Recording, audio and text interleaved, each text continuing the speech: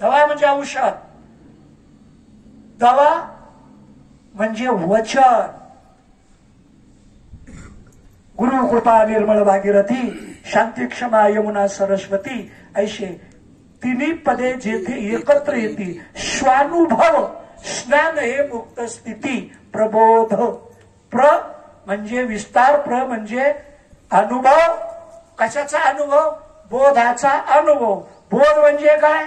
शब्द नाही. बोध म्हणजे आपलं स्वरूप. बोध परमात्म्याकडे जातो आणि बोध आपल्याकडे येतो. बोधानं परमात्मानं आपण, जसं भक्तीनं रस्त्यानं दोन गाव, तसं बोधानं जीव आणि ब्रह्म, या जीवाचा जीवपणाही रोगही औषधात आहे. म्हणून तू औषध रोग घालवतो. रोगही औषधात आहे. ज्या औषधाच्या ज्या कंपन्या आहेत ना, त्या औषधाच्या कंपन्या तयार निर्माण होताना अगोदर रोग ग्राह्य धरला जातो. रोगाचा विचार करून ती कंपनी ते औषध निर्माण होत असतं. म्हणजे रोगात औषधात रोग आहे. आणि डॉक्टरकडे रोग आहे. रोगाची भूमिका दोन्हीकडे असावी लागते. कारण औषध डॉक्टरांनी दिलं, मेडिकलने नाही दिलं. औषध दुकानदारांनी दिलं, डॉक्टरांनी दिलं. तुम्ही मेडिकलने दिलेलं औषध घेता का डॉक्टरने दिलेलं घेता? डॉक्टरने दिलेलं. हे संपूर्ण गाथा म्हणजे मेडिकलचं दुकान आहे. औषधाच्या दुकानात सर्व औषधं उपयुक्तच असतात. सर्व औषधं उपयुक्तच असतात. परंतु डॉक्टर तुमचं निदान करून जे औषध लिहून देतात ना, हा बोध म्हणजे या सगळ्याची मात्रा एकत्रित करून हे महावाक्य तयार झालं. सर्व संत एकांती वैसले सर्व सिद्धांत शोधिले आणि निवडून ते काढिले. ज्ञानदृष्टी अवलोकिले आणि निवडून काढिले सार. ते हे श्रीहरीचे नाम विचार करून. म्हणून तुकोबाराय साहेब भंगे गेला. तुका म्हणे रोग वैद्याची अंगी. काय? डॉक्टरकडे रोग असतो, पण रोगाचं ज्ञान असतं. रोगाचा विचार डॉक्टरकडे असतो.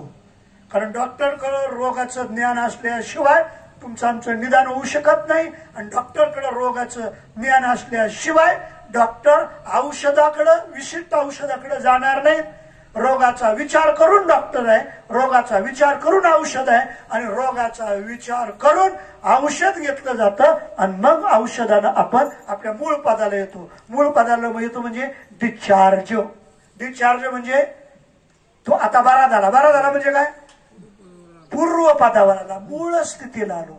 आपल्याला जो आजार झालाय, आपल्याला जो रोग झालाय, म्हणून आपल्याला गुरुकडे जावं लागतं. म्हणून आपल्याला बोध घ्यावा लागतो.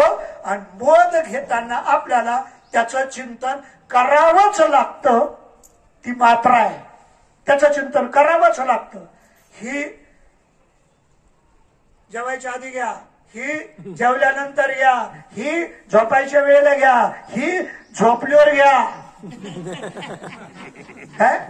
ही मात्रा ही कशी सांगितलेली आहे? बरोबर, म्हणजे मूळ पदाला येण्याकरता. आणि प्रबोध म्हणजे काय? प्रबोध म्हणजे तुमची मूळ स्थिती. त्याला स्थिती सुद्धा म्हणता येणार नाही. तुमच्या मूळ पदाला तुम्ही आलो. आता व्यासपीठावरून बोलता येणार नाही, परंतु ही दरसोडण, वडावडण, सांडी मांडी कुठपर्यंत? फक्त आजार जाईपर्यंत. मला बोलायचं औषध कुठपर्यंत घ्यायचं? मला बऱ्या होईपर्यंत. आपण बरे नाहीत म्हणजे आपण कोण आहोत, कसे आहोत, कोणत्या स्थितीत आहोत? आपण जीवपण आहोत. संतांनी या बोधाकडे जाताना तुमचा आमचा जीवपणा स्वीकारला. आणि संतांचं महावाक्य, श्री गुरूंचं महावाक्य, बोध तुमचा जीवपणा असल्याशिवाय बोध कार्यच करू शकत नाही. अंडरलाईन करा. या वाक्याला. त्याच्याशिवाय बोध कार्यच करू शकत नाही, तुम्हाला कार्यच करू शकत नाही. तुमचा इथं जीवपणा ग्राह्य धरला, तो जीवपणा तुकोबारायाने पहिल्यांदा हा अभंग तुकोबारायानं व्यक्त होताना तुकोबारायानं हा तुमचा आमचा जीवपणा स्वीकारला. ही जीवदशा तुकोबारायांची नाही, हा आजार डॉक्टरचा नाही, जीवदशा तुकोबारायांची नाही, तुमची आमची जीवदशा तुकोबारायानं दृष्टिक्षेपात ठेवली आणि तुकोबारायानं आपला अनुभव सिद्ध केला. तो अनुभव सिद्ध करताना तुकोबाराय म्हणतात, मीची मज व्यालो. काय तुकोबारायची मी देहपणात होतो, देहपणाच्या आधारानं, कर्माच्या आधारानं आणि वासनेच्या आधारानं मी जीवपणा हा धारण केलेला होता. ही धारणा शक्ती आहे, जीवपणा ही धारणा शक्ती आहे. जीवपणा धारण केला म्हणून बोध धारण करावं लागतं, महावाक्य धारण करावं लागतं. जीवपणा तुकोबारायानं आमचा ग्राह्य धरला आणि जीवपणा जसं एखादं विशिष्ट मार्केटमधून ISI ISO ट्रेडमार्क असणार विशिष्ट बियाणं कृषी सेवा केंद्रातून आपण मार्केटिंग मधून घेऊन जर आलो तर ते बियाणं त्या जमिनीत टाकताना प्रमाण जमीन आणि जमिनीचा पोत हा ते बीज टाकताना प्रमाण धरावं लागतं. म्हणून त्याच्याकरता बीज गुणन प्रक्षेत्र तिथं पहिली चौकशी केली जाते. तुमची माती आणा अगोदर, माती परीक्षण. काय जिथं तुम्हाला बीज टाकायचं ना त्या भूमीचं परीक्षण, मातीचं परीक्षण. बीज टाकताना परत त्या जमिनीचं वातावरण, वातावरण म्हणजे जमीन वापशावर आली का, नुसते दनादना पाऊस पडतोय, दनादना एका नक्षत्रात पाऊस पडतोय, ठोकाने दाना पाऊस पडतोय. दररोजचं कीर्तन कार्य होतं म्हणजे एक एक नक्षत्रच येतंय आणि ज्या तिथे परिणाम दानादान पडत आहे. याच्याकरता कोणता महत्वाचा आहे पाऊस. अरे पाऊस पडतोय पण त्या पाऊस पडल्यानंतर जमीन वापसवर यावं लागत ना. जमीन उपळायला लागल्या आता पावसानं, उपळायला लागले म्हणजे काय करत का नापीक झाल्या, पाणी मुरत नाही, पाणी धरून बसल्या जमिनी काय आणि त्याच्यामुळे त्या निकामी झाल्या. पाणी ऐकलेलं मुरत आहे कुठं, सोडून द्यायला श्रवण मनन चिंतन निदध्यासन हे होतोय कुठं. पडलेला पाऊस जमिनीत पाणी मुरलं आणि मग तिथून पुढे जमीन वापशावर येते. जमीन वापशावर येते म्हणजे जमीन भूमी बीज मागते. बोधाचा अधिकारी तोच होतो. ज्यावेळेला वापशात बी पडलं ना, ऐका वापशात बी पडतं ना, अरे वाढता वाढता वाढता वाढता उपवर पणतही यावं लागतं. जमीन कसता कसता जमीन वापशाला यावी लागते. आणि तुम्ही हे परमार्थ कथा कीर्तन प्रवचन ऐकता ऐकता तुम्हाला मुमुक्षत्वात यावं लागतं. मुमुक्षत्वात आले पाहिजे. मुमुक्षत्व म्हणजे परमार्थातला वापस आहे. तुमच्याकडे मुमुक्षत्व तयार झालं म्हणजे आता तुमच्या अंतःकरणाची भूमिका तुम्हाला बोध अपेक्षित आहे. तुम्ही त्यावेळेला बोधाचे अधिकारी होता. त्या बोध म्हणजे बीज आहे. बीज मंत्र म्हणतात त्याला. बीज मंत्र महावाक्य, काही अवांतर वाक्य आहे आणि त्याच्यात महावाक्य आहे. ज्ञानेश्वरी महावाक्या करता संपूर्ण ज्ञानेश्वरी आहे 9033 वया महावाक्या करताच आहे.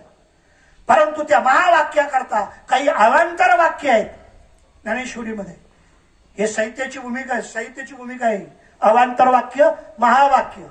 त्याच्यातून महावाक्य म्हणजे बीज मंत्र. बीज मंत्र म्हणजे प्रधान मंत्र. प्रधान मंत्र म्हणजे प्रमुख मंत्र. सगळे 24 मंत्र त्याच्यातला प्रधान मंत्र म्हणजे 24 विद्या, त्याच्यातली प्रधान विद्या म्हणजे ब्रह्मविद्या, आणि त्या ब्रह्मविद्या म्हणजे महावाक्य, त्याला बीज मंत्र म्हणतात. मंत्र अनेक आहे, परंतु बीज मंत्र जसं जमिनीत टाकताना आपण बीजच टाकतो काय, आणि मग त्या बीजाचा विस्तार काय, एका बीजा केला नाश आणि मग भोगिले कनिष. कनिष म्हणजे त्या बीजाचा विस्तार आहे. मग त्या विस्तारापर्यंत जात असताना मध्ये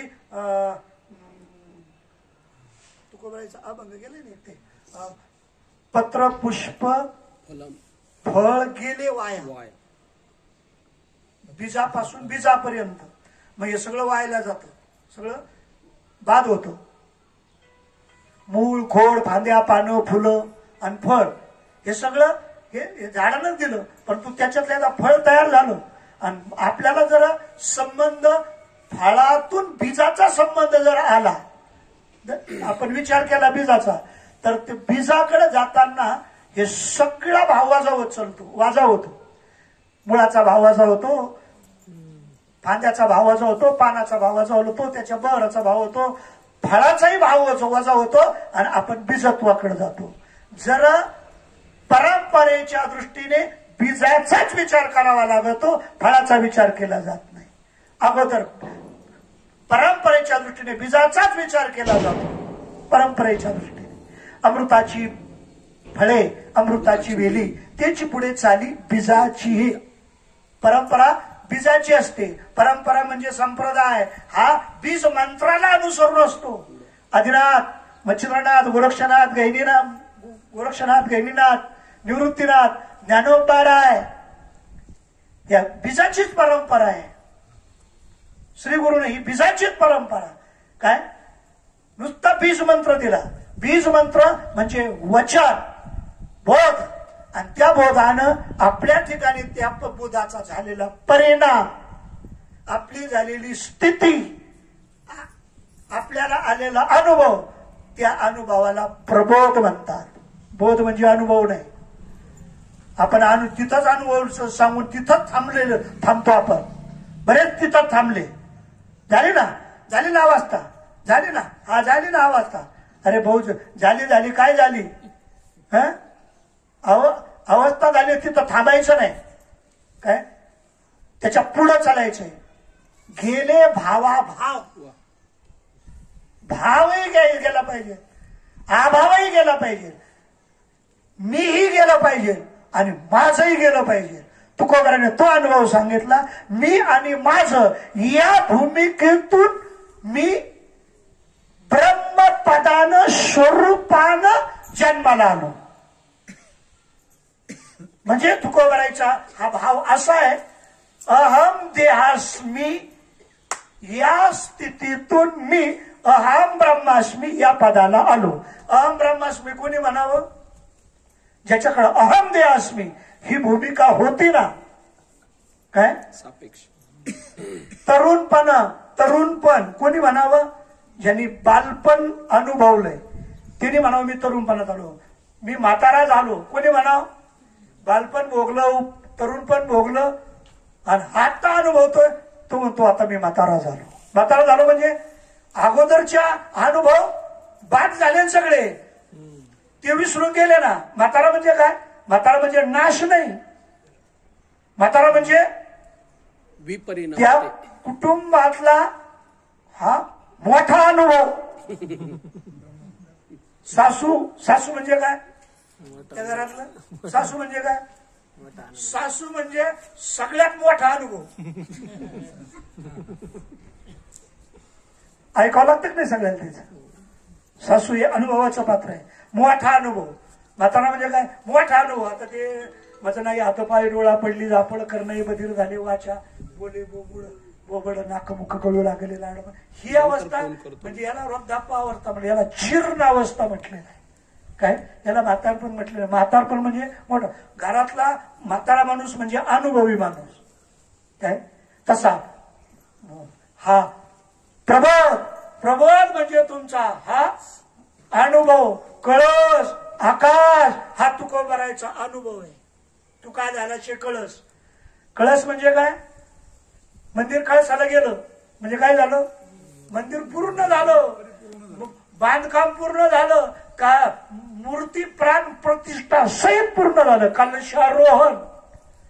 कलशारोहण झालं म्हणजे मंदिरही पूर्ण झालं.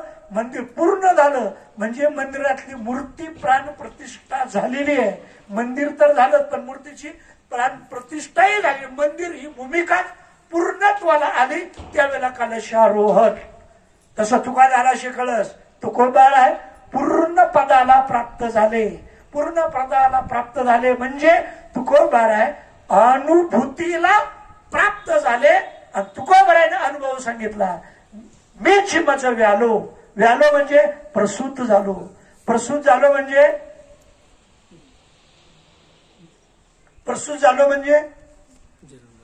विस्ताराला आलो. प्रस्तुत शब्दकोशामध्ये हा शब्द आहे प्रस्तुत. त्याच्यातून प्रसूत प्रसूत झाला. परमात्मा प्रसूत झाला, प्रसवला. विश्व तोची प्रसूत झाला, विश्व बनला आणि विश्वानं तो व्यापक झाला. आता विश्व व्यापक झालं का ब्रह्म व्यापक झालं? विश्वदेव ही श्री गुरूंची भूमिका पसायदानामध्ये. विश्वदेव सत्यत्वे आणि इकडं ऐसा ज्याचा अनुभव विश्वदेव सत्यत्वे आणि इकडं विश्वात्मक देवे. या दोन्ही भूमिका समान सत्य आहेत. विश्व म्हणजे काय? विश्व म्हणजे ब्रह्माची व्यापक भूमिका, विस्तृत भूमिका. ब्रह्म विस्तृत म्हणजे तो व्यालो म्हणजे प्रसूत झालो. प्रसूत झालो म्हणजे व्यापक झालो. मीची व्यापक झालो. मीच मला व्यापकत्वाला प्राप्त झालो. हा तुकोबारायचा अनुभव. विश्वाची माझे घर हा भक्तियोग. तो विश्वी भरोनी उरला तुका. लोका विश्वी भरोनी उरला तुका म्हणजे विश्व व्यापक. परमात्मा विश्व तुकोबर आहे विश्व व्यापक झाले. आता आकाश कळस या परिच्छिन्न भूमिका आल्या त्याच्यातल्या. कारण हे व्यापक ते कळस म्हणजे मंदिराच्या दृष्टीनं पूर्णत्व, आकाश म्हणजे पंचतत्वाच्या दृष्टीनं पूर्णत्व, परंतु ब्रह्म म्हणजे निरपेक्ष पूर्ण. हो, सापेक्ष नाही, निरपेक्ष पूर्ण. काय निरपेक्ष. आणि तुकोबारा या अवस्थेला प्राप्त झाले, या भूमिकेला तुकोबारा प्राप्त झाले. तुकोबारा आता म्हणतात आता पुरली नवस गेली निरसुनी आस.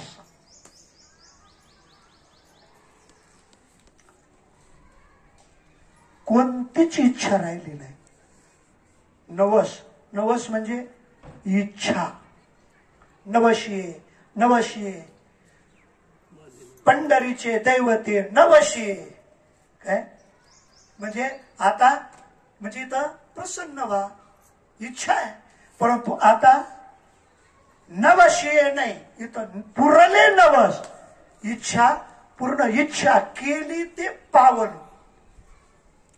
काय पूर्वपाठ कृतकृत्य झालं, इच्छा केली ते पावलो म्हणजे पूर्णत्वाला प्राप्त. आता इच्छा जिथं राहिली नाही, इच्छा राहिली नाही आणि आसही राहिली नाही. काय इच्छाचं निरसन झालं आणि आसचंही निरसन झालं, शंकेचंही निरसन झालं.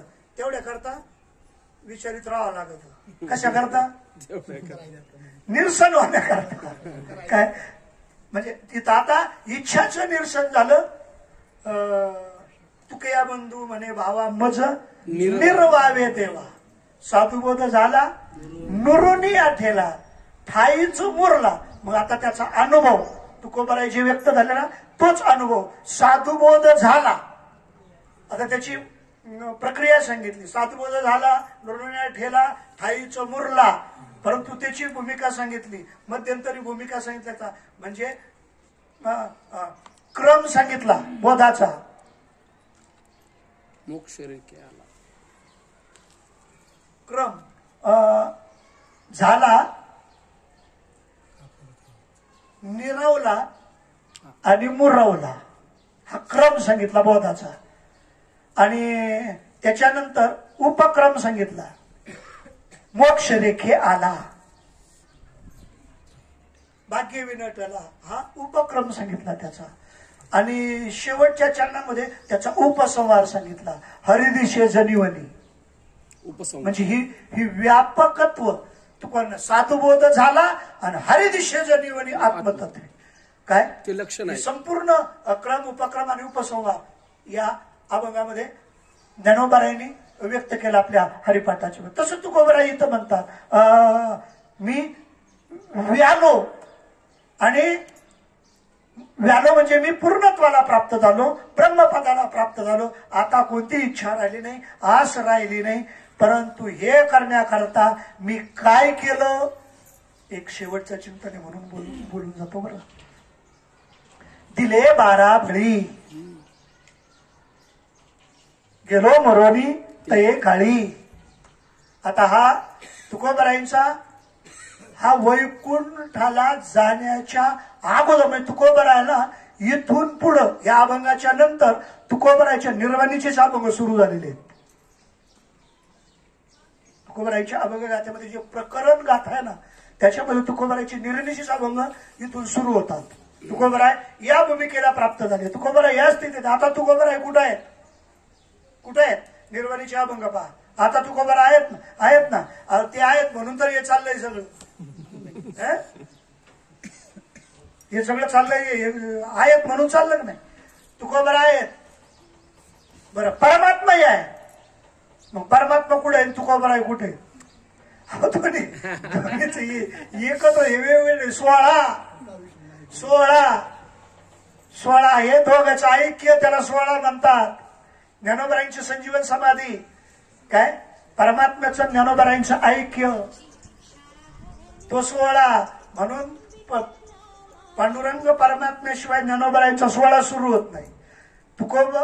तुकोबरायचा सदैव वैकुंठ गमन 16, परमात्मा तिथं आल्याशिवाय तुकोबरायचं सदैव वैकुंठ गमन नाही. आमच्या पैठणला पंढरपुरावर पांडुरंग आल्याशिवाय शेठीचा 16 सुरूच होत नाही. म्हणजे एकनाथ महाराजांचा जलसमाधी 16 तर सुरूच होत नाही. जल समाधी, ज्ञानोबरायांची संजीवन समाधी, तुकोबरायचं सदैव वैकुंठ गमन काय, या भूमिका कुठं जातात, तत्वरूप होणं. या इकडे जातात समाधी 16, ही तत्वरूप होणं. ब्रह्म ही तत्व आहे आणि संत ही तत्व आहे.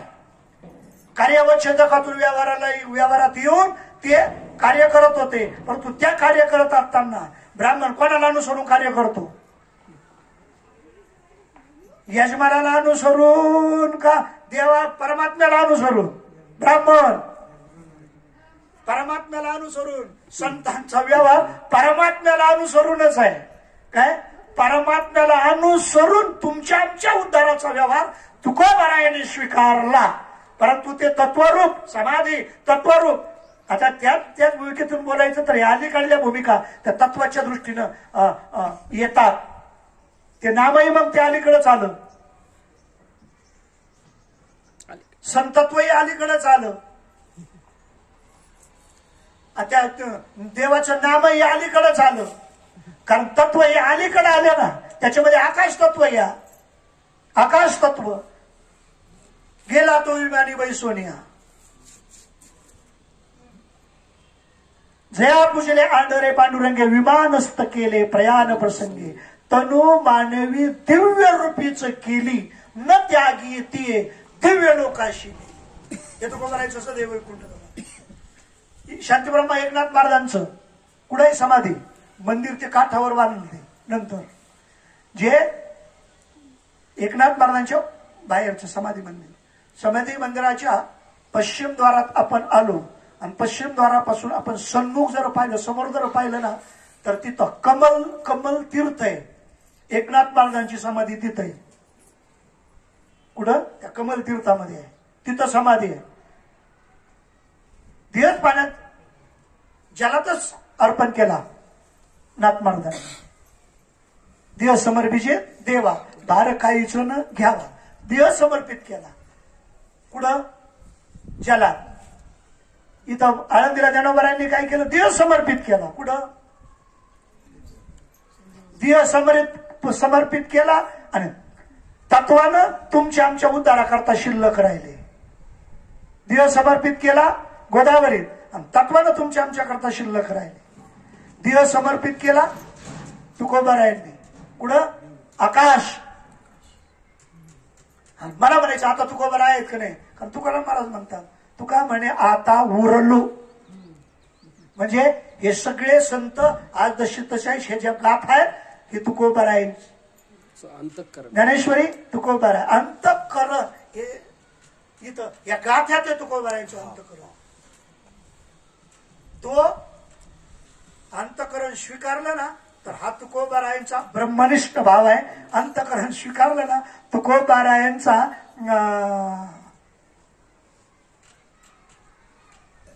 श्रोत्रिय भाव आहे.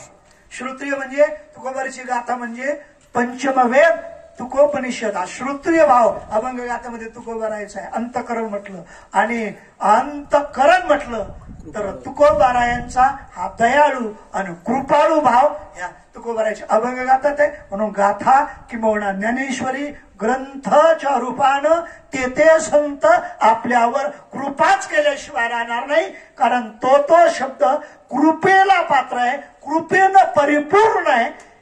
तो शब्द आपल्या स्त्रीगुरूंच्या सद्गुरूंच्या मुखातल्या महावाक्यामध्ये 4 कृपा आहेत. त्याच्यात पहिली कृपा सांगितली ती अंतःकरण कृपा, दुसरी कृपा सांगितली ती शास्त्र कृपा, तिसरी कृपा सांगितली ती परमात्मा म्हणजे आत्मकृपा आणि याला अनुसरून चौथी कृपा सांगितली ती श्री गुरु कृपा. कशात आहे? तुम्हाला दिलेल्या महावाक्यात बोधात महात्म्याची कृपा त्या बोधातची. तो बोधच तुमच्यावर कृपेला पात्र ठरेल. तो बोधच तुमच्या अंतःकरणावर कृपेला कारण ठरेल. तो बोधच तुम्हाला अनुभूतीला म्हणजेच आत्मानुभूती याला प्रमाणे तुमचा आणि सद्गुरु धूत बाबांनी अमृत अनुभवाच्या ब्रह्मानुभूतीमध्ये इथं अंतःकरणाचीच भूमिका प्रस्तावनेमध्ये सिद्ध केलेली आहे. ती ब्रह्मानुभूती सुद्धा तुमच्या इथंच आहे. ती अंतःकरण इथं आहे आणि त्या या भूमिकेला जात असताना जे प्रतिबंध होते आता जरा थोडक्यामध्ये 5 मिनिटामध्ये 12 बळी दिले. तुकोबाराचे एक अभंग गेलाय. साधा वातो देव सर्वस्वाची साठी प्रारब्ध तुटी क्रियामान मग कासयाने पुन्हा संसार बीजाचे अंकुर दग्ध होती जिने दिले त्याशी द्यावा पिंड दान दरोनी चरण उत्तीर्ण व्हावे. आणि शेवटची भूमिका सांगितली तुका म्हणे निज भोग येईल निजता नाही होईल सत्ता तुझी अशी एवढ्या करता पिंडदान द्यावं लागतं. पिंड म्हणजे ते गव्हाच्या पिठाचं तांदळाच्या भाताचं नाही, ते प्रतिकात्मक पिंड आहे. खऱ्या अर्थानं या सगळ्या अंगानं जे पिंडत्व आहे, हे सगळ्या अंगानं जे पिंडत्व आहे ते पिंडत्व परमात्म्याला समर्पित करावं लागतं. कारण आपल्याला हे सगळं परमात्म्याने दिलेलं आहे. देह परमात्म्याने दिला, इंद्रिय परमात्म्याने दिले, जीवपणा परमात्म्याने दिला. म्हणून या सगळ्या सहित त्याला अर्पण करावं लागतं त्याला. आणि म्हणून त्याच्या 12 भूमिका सांगितल्या. 12 भूमिका म्हणजे त्याच्यातल्या प्रामुख्यानं 12 भूमिके व्यक्त करताना पंचप्राण, पिंडाच्या भूमिकेकडे जाताना पंचप्राण याला ज्ञानेंद्रिय म्हटलेलं आहे. ज्ञानेंद्रिय पंचप्राण पंचकर्मेंद्रिये मन बुद्धी हे 12 पिंड. म्हणून विधी करत असताना, अग्नी कोणत्याही यज्ञाचे हवन करत असताना हे 12 अंगानं हवन करावं लागतं. 12 अंगानं हवन. संन्यास दीक्षा ग्रहण करत असताना स्वतःच्या हाताने पिंडदान करावं लागतं. तिथं 12 प्रकारचं हवन त्या संन्याशाला करावं लागतं. मूर्तीकडे जाताना त्या विशिष्ट धातूशी कोणती मूर्ती असेल त्या मूर्तीमध्ये चैतन्य स्थापित करत असताना 12 प्रकारचे न्यास त्या मूर्तीचे करावे लागतात. 12 प्रकारचे न्यास. आणि 12 प्रकारचे न्यास झाल्यानंतर शेवटी शांतीपाठ केला जातो आणि मग त्या मूर्तीमध्ये चैतन्य स्थापित केला जातं. तिथेही 12 द्यावे लागतात. आणि इकडं आपल्या व्यवहारामध्ये मेल्यानंतर किती पिंड द्यावे लागतात? मरायचा नाही का अनुभव तुम्हाला अजून? मरे ना. आपण दररोज अनुभव घेतो. दररोज क्षणाला आपण मरायचा अनुभव घेतोय, परंतु आपल्याला फक्त तेवढीच उमज नाही. काय दररोज आपण मरतोय, क्षणाला मरतोय. काळ्याचे पांढरे झाले, मेष झालता का आपल्याला? नाही झाला. म्हणजे परिवर्तन आपण एका क्षणानं आपण मरतोय. जरी आशे नाही मारता आलं तुम्हाला ना, तर कमीत कमी आशे तरी मारा. काय आपण मृत्यूच्या समीप चाललेलो आहोत. आपल्याला जगण्याला कारण आहे आपला श्वासच आहे. आणि आपल्याला मृत्यूला प्रमाण आहे आपला श्वास आहे. म्हणून त्या श्वासावर आडून राहावं लागतं, श्वासावर लक्ष ठेवावं लागतं. परंतु आपण त्या श्वासाकडे पाहणार. ज्याच्यावर जगतो ना आपण त्याच्यावर पाहणार. आपण ज्याच्यावर जगतो त्याच्यावरच आपल्या सगळ्या उड्या आहेत. कशावर? ज्याच्या नावावर उड्या, नाकात काढ्या, त्याच्या नाकात काढल्या. आपलं सगळं कशावर? आपण अवश्य श्वासावरच आहे ना. आणि मागपिढी तुम्हाला श्वासावर लक्ष ठेवायचं सांगितलं. हा तुमचा परमार्थ आहे, हे तुमचं जगणं आहे, हा तुमचा वैकुंठ आहे, हाच तुमचा शेवट आहे. आणि यालाच हे जीवन परिपूर्णतेला प्राप्त होण्याला कारण आहे तुमचा श्वासच आहे. आणि तो त्या परमात्म्याचं तुमच्या महावाक्यामध्ये किती शब्द आहेत? मोजा. महावाक्यामध्ये किती शब्द आहे? तुम्हाला तो अनुग्रह मिळाला. किती शब्दाचा आहे? मंत्र किती अक्षराचा आहे? म्हणा ना 12 अक्षराचाच आहे. शेवटचं सांगतोय आता, शेवटचं समारोप करायचं आहे म्हणा, 12 अक्षराचाच आहे. काय इकडे 12 मिनिटं द्यावे नसल्या कळत ना. मी व्यवहारातल्या भूमिका सांगतो. अग्निसंस्कार झाल्यानंतर यज्ञ येतो. कारण अग्निसंस्कार झाल्याशिवाय मूर्ती प्रतिष्ठा होऊ शकत नाही. तिथं मंत्रानच पेटवला जातो. अग्नी तयार झाला, अग्निसंस्कार झाला. हा प्रत्येक संस्कारामध्ये हा अग्निप्रमाण मानलेला आहे. प्रत्येक संस्कारामध्ये तुमचे जेवढे संस्कार आहे, जन्माचे संस्कार घ्या आणि मृत्यूचे संस्कार घ्या, त्याच्यामध्ये अग्निप्रमाण मानलेलं आहे. आणि त्या अग्नि दहन अंत्यसंस्काराला अग्नी दाग दिला का तिथून हे दररोज, आता त्या भूमिकेत बोलतो बरं का मी, शेवटच्या भूमिकेतून बोलतो. तिथं दररोज एक पिंड द्यावा लागतो. दररोज 10व्या दिवशी तो 10वा पिंड आहे. 10 पिंड नाही, 10वा पिंड आहे. दशपिंड म्हणतात त्याला. काय? जो सूक्ष्म देह, जो जन्म मृत्यूला कारण आहे, तो सूक्ष्म देह तुमची बुद्धी आणि मन याच्यावर तो तुमच्या अंतःकरणावर तो प्रमाणित मानलेला आहे. म्हणून इथपर्यंत 10 पिंड, 10 दिवस 10 पिंड आम्ही आमच्या सोयीनुसार घेतला विधी. आमचे सगळे 10व्याच्या दिवशीच घेतले. आम्ही 10ही 10व्याच्या दिवशीच घेतली. 10व्याच्या दिवशी नाही. काही लग्न काही जर असलं ना,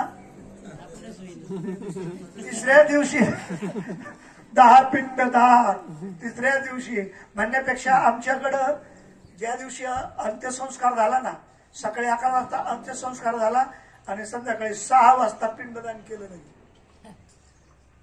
लग्न होत. जाऊ द्या, माझा विषय नाही तो. दररोज पिंड द्यावे लागतात. असे एकंदर 10व्या दिवशी 10वा पिंड दिला, 11व्या दिवशी एक पिंड द्यावा लागतो आणि 12व्या दिवशी पिंड द्यावा लागतो. तो परिपूर्ण विधी होतो. तो 12वा पिंड हा तिथं 12 पिंड दिले. तुकोबराय ती भूमिका व्यक्त करतात, परंतु ती मेल्यानंतरच नाही, मराय करता म्हणतोय मी. आपण हे सगळे मेल्यानंतर देतो. मराय करता हे पिंड द्यावे. तुकोबराय सांगतात मरण म्हणजे मी स्वरूपाला मूळ स्थितीला प्राप्त झालो तेवढ्या करता दिले 12 बळी गेलो मरोनी तये काळी. हे चित्रचरण. आणि आता या भूमिकेत तुकोबरायांचं जर पाहिलं तर तुकोबराय म्हणतात दुहीकडे पाहे. दुहीकडे म्हणजे तुकोबरायांच्या देहदृष्टीनं जर संसारही पाहिला आणि तुकोबरायानं आत्मभावातून स्वरूप भावातून तुकोबराईची स्थिती जर पाहिली, दोन्हीकडे जर पाहिलं तर देहाच्या दृष्टीने तुकोबराय सांगतात देहाच्या दृष्टीने मी तुकाराम बोल्लोबा मोरे, मुक्काम पोस्ट देहू तालुका मावळ जिल्हा पुणे. आणि आत्मदृष्टीने जर पाहिलं तर मी वासुदेव तत्वता कळो येईल विचारिता नाही या सभागीय आहे ठाऊक सभागीय संता तुझ्या नाही अनेक मागुता गा. मी या भूमिकेत आहो म्हणजे तुकाराम ब्रह्मस्थितीला प्राप्त झाले. तुका तुकी उतरला सहनकेचा कौल दिला. तुकिता तुलनेशी ब्रह्म तुकाशी आले म्हणून रामेश्वरे चरणी मस्तक ठेविले. आरती तुकारामा स्वामी सद्गुरु धामा सच्चित आनंदामूर्ती पायी दाखावी आम्हा. हा तुकोबरायांचा भाव रामेश्वर शास्त्रींनी तुकोबरायांच्या समोर आपल्या अंतकरणातला आरती करताना आपल्या अंतकरणातला भाव तुकोबरायांच्या संबंधानं व्यक्त केला. तुका विष्णू नाही तुझा म्हणे रामेश्वर भट्ट द्विजा. तुका विष्णू नाही तुझा. तुकोबरायचा अधिकार हा तुकोबरायचा अधिकार तुकोबरायचा अनुभव आपल्याला जर जाणायचा असेल, आपल्याला जर प्राप्त करायचा असेल तर तुकोबरायांचे 4092 अभंग या म्हणून शास्त्रकारानं या तुकोबरायांच्या 4092 अभंगाला गाथा भाष्य म्हटलेलं आहे. हे तुकाराम महाराजांचं भाष्य नाही, गाथा भाष्य म्हटलेलं आहे. आणि हे गाथा भाष्य म्हणजे तुकोबरायांचं हा वेद आहे. उपनिषद नंतरच आहे. काय त्याला नंतर बसवणार त्या उपनिषदात बसवलं. हे सगळे उपनिषद तुकोबरायांच्या अभंग गाथ्यामध्ये आहे. सगळे वेद तुकोबरायांच्या अभंगामध्ये आहे आणि सगळं शास्त्र तुकोबरायांच्या अभंग गाथ्यामध्ये आहे. म्हणून हे गाथा भाष्य आहे. आणि या गाथा भाष्यानं तुकोबरायांची स्थिती ही प्राप्त होते. ही तुकोबरायांची स्थिती सांगण्याकरताच गाथा नाही तर तुमची आमची मूळ स्थिती सिद्ध करण्याकरता सांगण्याकरता प्रत्येकाला हा अनुभव येण्याकरता तुकोबरायांची अभंग गाथा ही प्रमाण मानलेली आहे. म्हणून तुमचा आमचा परमार्थ तुमची आमची भक्ती तुकोबरायांच्या वचनाला अनुसरून असावी या दृष्टिकोनातून आपला हा 7 दिवसाचा हा सत्संग. आणि त्या सत्संगामध्ये सकाळच्या सत्रामध्ये गाथाभाष्य, दुसऱ्या सत्रामध्ये भगवतामृत भागवताचं अध्यात्म आणि तिसऱ्या सत्रामध्ये शेवटचं अमृत अनुभव म्हणजे अनुभव अमृत या 3 ग्रंथाचं आपण चिंतन करत आहात. आज कदाचित उद्या आपल्या या संपूर्ण सत्संगाचा सांगता हा काला म्हणजे आपला अनुभव. या ग्रंथ चिंतनानं आपल्या अनुभव काय तर त्या अनुभवाचं नाव काल आहे. उद्या काल्याचं कीर्तन संकल्पित आयोजित करण्यात आलेलं आहे आणि हा सत्संग उद्या काल्याच्या कीर्तनानं पूर्णत्वाला जाईल. आज सकाळच्या सत्रामध्ये हे मी व्यक्त होणार नाही, परंतु त्या दिवशी नैवेद्यानं बाबा व्यक्त झाले. त्या बोलण्याच्या विषय नाही, परंतु जे मला इथपर्यंत तुमच्यापर्यंत येण्याकरता जे अगोदर काही 3 दिवसाचे प्रतिबंध तयार झाले त्याच्यामुळे मला तुमच्यापर्यंत येता आलं नाही. आपल्यापर्यंत आपला सत्संग जाणून आपल्यापर्यंत उपस्थित राहणं हा माझा पहिल्यांदा भाव तयार झाला. या परिस्थितीतून मी तो भाव तयार झाला नाही, आपण तिथपर्यंत गेलंच पाहिजे म्हणून आलो. नाही तर मी फक्त 13वा विधी करून आपल्यापर्यंत उपस्थित झालो. परिस्थिती आताही आणि ते त्या भूमिकेतून आम्ही मानत नाही, कारण आमची अंतःकरणाची भूमिका ती राहिलेली नाही. आता सुद्धा आपल्यापर्यंत उपस्थित झालो. विशिष्ट एक अनिष्ट घटना आमच्याच कुटुंबात घडलेली आहे, ती घटना साक्षी ठेवून आपल्यापर्यंत उपस्थित झालो. आपल्या सर्वांचं या चिंतनाच्या दृष्टीने आपल्या सर्वांचं दर्शन झालं.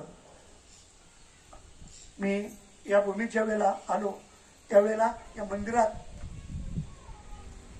प्रवेश केल्याबरोबर अंतःकरण चिंतनाच्या भूमिकेत आलं. कारण भूमीचे मार्दव इथली चिंतना करता हा सत्संग इथं होतोय ना, त्याला केवळ ग्रंथ आहे असं समजू नका. इथलं वातावरण सुद्धा हे अधिष्ठान आहे ना, हे अधिष्ठान सुद्धा या चिंतनाला तेवढंच पूरक आहे. तेवढंच तुम्हाला चिंतनाला म्हणजे पूरक हे चिंतन कळण्याकरता ही भूमी सुद्धा तुम्हाला प्रयत्न करणार आहे. म्हणून ती भूमी अगदी पवित्र भूमी आहे, स्वामींचं अधिष्ठान आहे. आणि या मंगलमय वातावरणामध्ये आपण हे ग्रंथ चिंतन आपण आयोजित केलं. मी तुम्हाला धन्यवाद देईन. आपल्याला आपल्या भाग्यानं इथपर्यंत आणलं काय नुसतं याचं त्याचं सांगून तुमच्या प्रत्येक भाग्यानं तुम्हाला ओढीत इथपर्यंत आणलं. आणि आपण 7 दिवस या ग्रंथ चिंतनाचे साक्षीदार झालात. मी तुमची कृतज्ञता व्यक्त करतो, तुम्हाला मनापासून धन्यवाद देतो. सर्वांच्या चरणी नतमस्तक होऊन आज झालेलं हे चिंतन हे मला नाईलाजाने इथंच चिंतन पूर्ण करावं लागतंय. आपल्या सर्वांचा नाईलाजाने निरोप घ्यावा लागतोय. अंतःकरणापासून आपल्या सगळ्याला वंदन करतो, आपल्याला धन्यवाद देतो. आणि माझ्या वाणीला या ठिकाणी पूर्णविराम देताना हा कार्यक्रम आपल्याकरता हा इथं तुमच्या दृष्टीने कीर्तन नाही, अशा प्रकारचं कोणत्याच प्रकारचा बळीजाव या ठिकाणी केलेला नाही.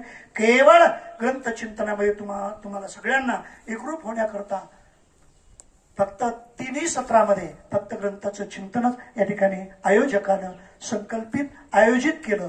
सद्गुरू सच्चिदानंद श्रीपाद बाबा, रामदास बाबा, आनंद यात्री ग्रुप, सर्व साधक बंधू भगिनी यांच्या संकल्पपूर्तीने आयोजनातून त्यामध्ये हरिभक्तीपरायण आमचे गुरुजी असतील, त्याच्यामध्ये शिंदे बाबा असतील, अनेक आमचे उराडे बाबा असतील, अनेक जण या कार्यक्रम उभा करण्याकरता सहाय्यासानं अगदी आपल्या सर्वांकरता हे वातावरण तयार केलं. त्यांनाही मनापासून आपण सर्वांच्या वतीने धन्यवाद देतो. परत एकदा सर्वांच्या चरणी नतमस्तक होऊन सर्वांना वंदन करून झालेली चिंतन रूपी सेवा परमसद्गुरू सच्चिदानंद सद्गुरू श्रीपाद बाबा, परमसद्गुरू सच्चिदानंद रामदास बाबा, नारायण बाबा, माने बाबा या थोर महात्म्यांच्या चरणारविंदी अधिष्ठान स्वामी समर्थ महाराजांच्या चरणी हे भावपुष्प चिंतन सेवा समर्पित करतो आणि चिंतन सेवेला या ठिकाणी पूर्णविराम देतो. पुंडलिक वरदा हरी विठ्ठल श्री ज्ञानदेव तुकाराम जगद्गुरु संत तुकाराम महाराज की, सद्गुरुनाथ महाराज की.